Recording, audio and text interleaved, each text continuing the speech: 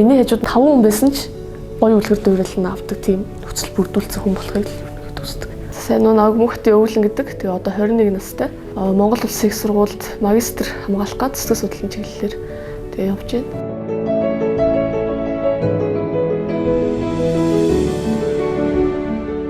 Сэтгэл судлалаар сурахад хамгийн чухал олж авсан юм нь ёс зүй гэж боддог байхгүй. Тэгээ хүнийг ойлгох гэдэг амар чухал.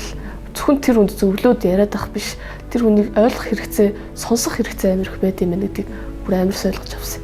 Зарим хүмүүс зөвлөгөө сонсох гэж биш зөвхөн өөрийгөө илэрхийлэх гэж тэр эргэн тойронд хүмүүс сонсдог болохоор ярих талбар хайж идэг гэх юм уу.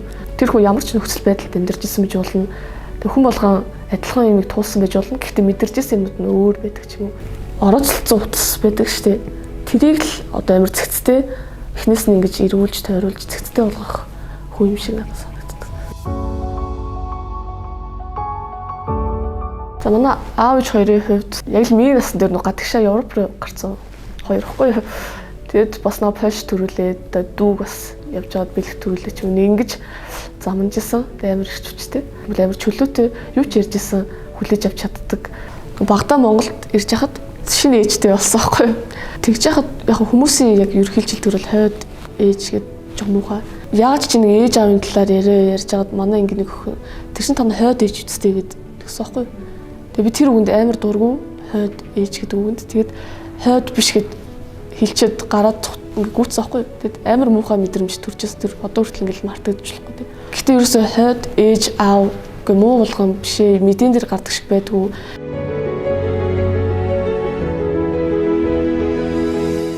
Нэгдүгээр курст орох жилээ 17 тоо гэсэн үг ганцаар амьдарч эхэлсэн. Би чинь өөрөө хотын төвд ингэж амьдарч байгаад гэрийнхэнтэйгээ тэгснэ ганцаар амьдрах гэх тийм газар очичоор жоохон юу л юм бэлээ.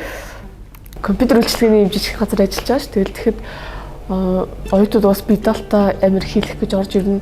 Тэгэл нөө хүүхдүүдийн бидалтыг хийхэр чинь ялч өөрөө уншиж судлах хэрэг гарна. Одоо уран зохиолын янз бүрийн дүрийн задлал шинжлэх юм байдаг ч юм уу. Тэнгүүд би ч гэсэн өөрөө юм уншил. Надад тэр нь бас гоё байдаг. LGBT төвд сайн дур ажил хийжсэн. Сайн дур ажил хийж байгаа хүмүүсийг өөрсдөө адилхан нөгөө нэг нийгмийн цөөх байдлаар хардаг байхгүй хүмүүс. Зөв чатаар шал танихгүй хүн орж ирснээр баг тоосгодож авдаг шүү гэж бигээд юу ч хийцээ.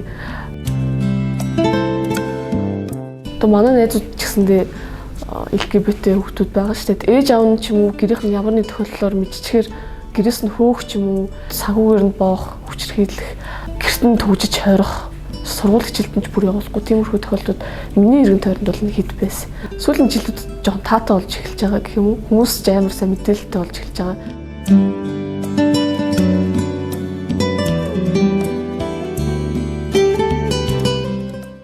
Одоо бодоод үзэхээр ерөөсөө нөгөө мөнгө олох гэж ажил хийгээгүй ч юм санагддаг байхгүй юу? Амар их юм сурч исэн. Одоо ажиллаж байгаа маань судлаач статусаар ажиллаж байгаа.